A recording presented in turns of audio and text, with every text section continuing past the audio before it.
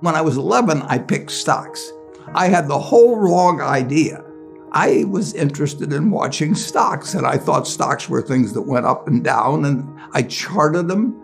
I read books on technical analysis. I read Edwards and McGee. I think that was the classic then. Hundreds and hundreds of pages. And I read that whole thing over and over again. I read everything. And I thought the first 8 years, I thought the important thing was to predict what a stock would do and predict the stock market.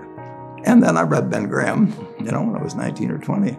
And I realized that I was doing it exactly the wrong way, but it didn't hurt that I had that background and everything.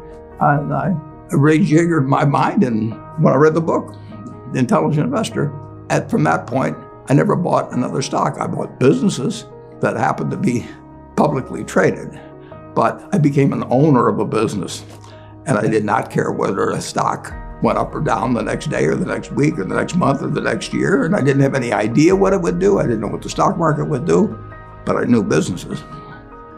I'm a bright guy who's terribly interested in what he does. I've spent a lifetime doing it, and I've surrounded myself with people that bring out the best in me.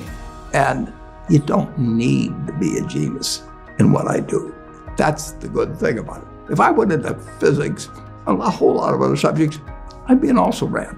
But I am in a game that you probably need 120 points of IQ, But 170 doesn't do any better than 120. It may do worse, probably do worse, but you don't really need brains. What do you need? You need the right orientation. 90% of the people, I'm pulling a figure out of the air, but 90% of the people that buy stocks don't think of them the right way. They think about something that they hope goes up next week. And they think about the market as something they hope goes up. And if it's down, they feel worse. I feel better. And you think about? I think about what the company's going to be worth 10 or 20 years from now. And I hope it goes down when I buy it, because I'll buy more. I try to keep my competitive spirit in a game where I can win. I do know this. When I want to do something, I always want to do it big. I put my whole net worth in City Service Preferred, $114.75. Right. And I've never, since that day, and March 11th, 1942, I have never had less than 80% of my money in American business. You can call them stocks. Or equities. But I see them as American business. I've owned a piece of American business, at least 80% at all times. I don't want to own anything else. I want to own a home and things my family wants and all that. But owning 5 homes doesn't mean anything to me, because I'm going to be happy in one home, and there's a certain amount of things that go wrong with everything. And if I got 2 homes, I know I've got more problems and I don't have more happiness.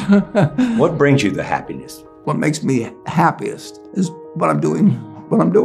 I enjoy 2 things about it. One, I know I'll win over time. That doesn't mean I'll beat everybody else or anything like that. But I'm in a game that's very, very, very easy if you have the right lessons in your mind about what you're buying. I'm not buying stocks. I'm buying pieces of overwhelmingly American business.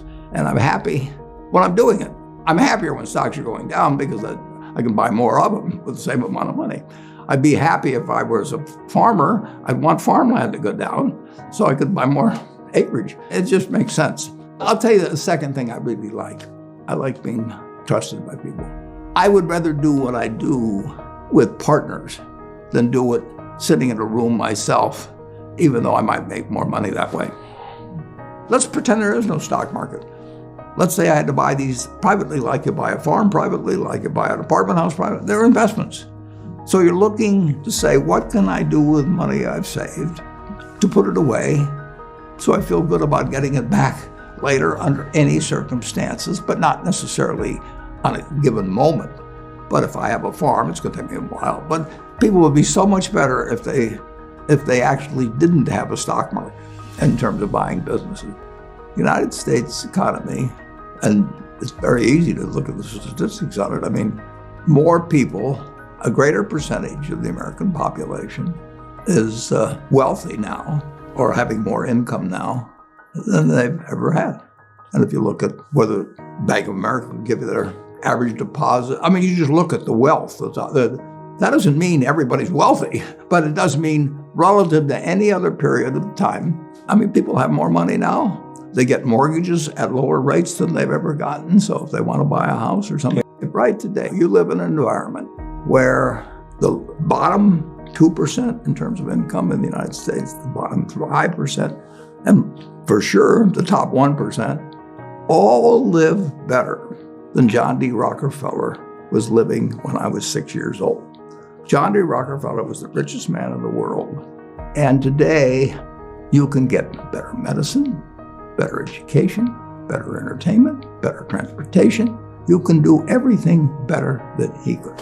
It's astounding. That's in my lifetime. If he wanted to watch a football game, he still had to go there. And I can sit there with this big screen, and they keep showing me the replay, so that and explaining to me what happened and everything. And maybe everybody doesn't have a screen as big as mine, but damn near everybody has a screen or an iPhone or a computer or access to one. And they have access. When I was born, the dentist didn't use Novocaine. So there has been progress, obviously. Oh, And nowhere more than in the United States. there's no country that's done what our country's done. If you go back 3 of my lifetimes, you're looking at less than 1% of the world's population, closer to half of 1%, are sitting in this land.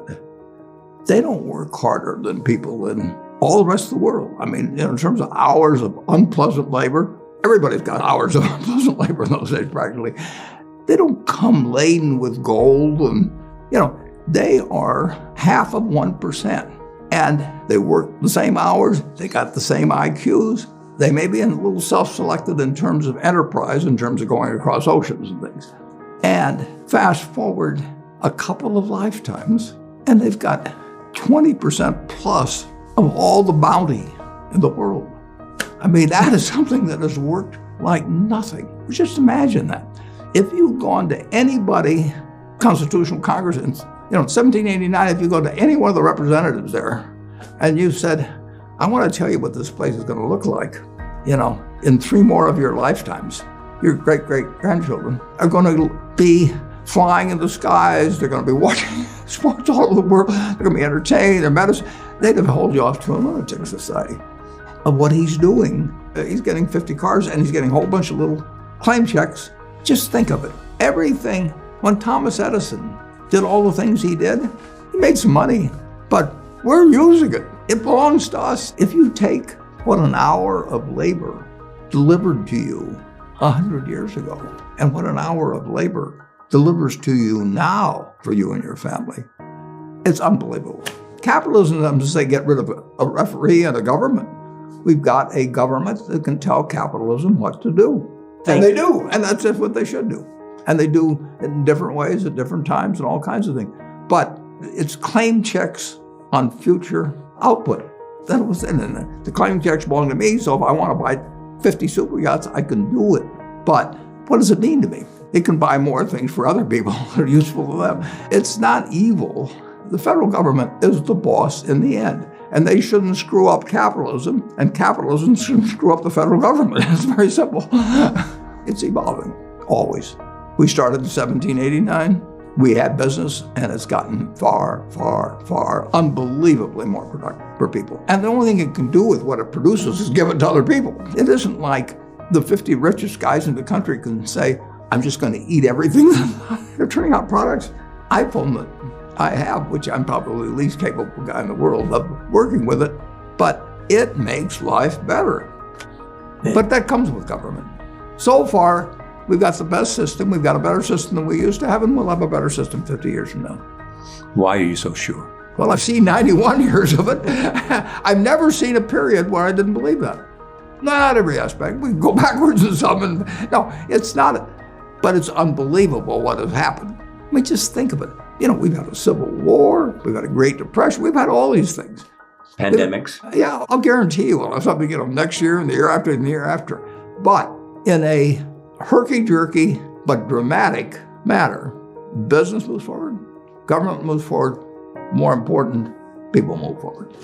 I mean, I am happy to tell people that the same thing I've told them before, but it's They'll never get the message, most of them, but a few do, that the most, best thing to do if you want to invest for the long term His index. And it's the S&P 500 index. Right. And what's happened, of course, is that organizations like to grow.